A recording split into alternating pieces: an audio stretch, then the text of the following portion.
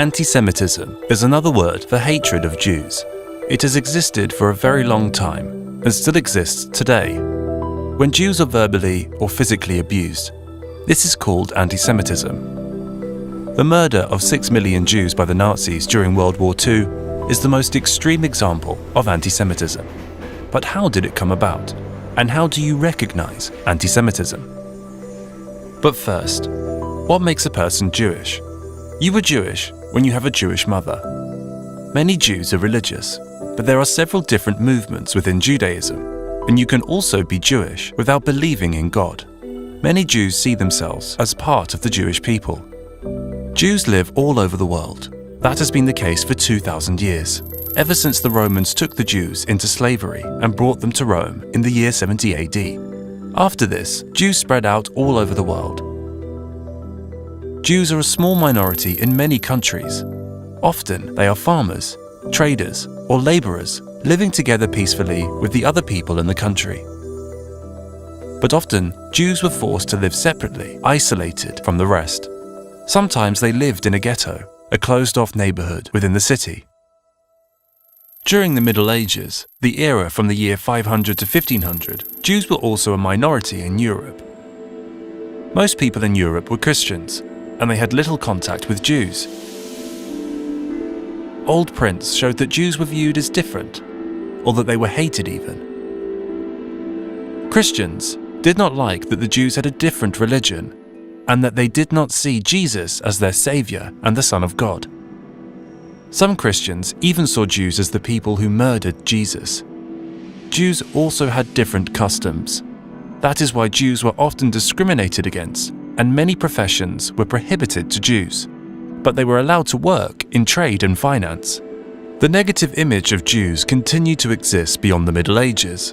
When a country was not doing well, negative stories about Jews started to appear. They were excluded and even persecuted. Because a small but visible group of Jews was working in trade or finance, they were accused of being power-hungry, causing all kinds of ghost stories about Jews to appear. These stories were handed down from generation to generation and became deeply rooted. During the 20s and 30s of the 20th century, Hitler and the Nazis used these old ghost stories. They made Jews into scapegoats. For example, Hitler accused Jews of being the cause of the economic crisis. Losing World War I was also their fault, according to Hitler. Hitler and the Nazis saw the world as a struggle between the human races. More and more people started to believe that Jews caused problems and that the Germanic people were better. Wenn es dem internationalen Finanzjudentum in und außerhalb Europas gelingen sollte, die Völker noch einmal in einen Weltkrieg zu stürzen, dann wird das Ergebnis nicht die Bolschewisierung der Erde und damit der Sieg des Judentums sein, sondern die Vernichtung der jüdischen Rasse in Europa. In 1933, Hitler and the Nazis came to power in Germany. They took more and more measures to discriminate against Jews. For example, Jews were not allowed to marry other Germans anymore. People were also called upon not to buy from Jewish-owned shops anymore. In 1939, World War II started. Germany conquered country after country in Europe. In 1941, the Nazis decided to systematically persecute and kill all Jews in Europe. This is called the Holocaust, or the Shoah. And not only Jews, other groups like disabled, Roma and Sinti, and gay people were also persecuted. A total of 6 million Jews were killed. World War II ended in 1945. But anti-Semitism still exists. It shows up in different places, in different ways, sometimes very openly, when people on the street are verbally or physically abused for looking Jewish, when Jewish cemeteries or places of prayer are vandalized, or when anti-Jewish slogans are chanted during soccer games. Hatred and prejudice against Jews can also be found online.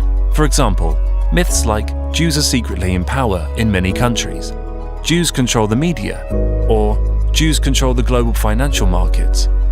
Myths and ghost stories that are from the Middle Ages and still exist today. Sometimes, it is unclear whether something is anti-Semitism or not. Lethal attacks on Jewish people are a clear case, but discussions about the Middle East or Israel are harder to judge. Some people make remarks that are obviously hateful against all Jews, but criticism on Israel is not always anti-Semitic. Prejudices, negative remarks, and extreme opinions can be offensive to Jews. They contribute to a negative image of all Jews and to the age-old ghost stories and myths. In short, anti-Semitism has existed for a long time, and unfortunately, it still does.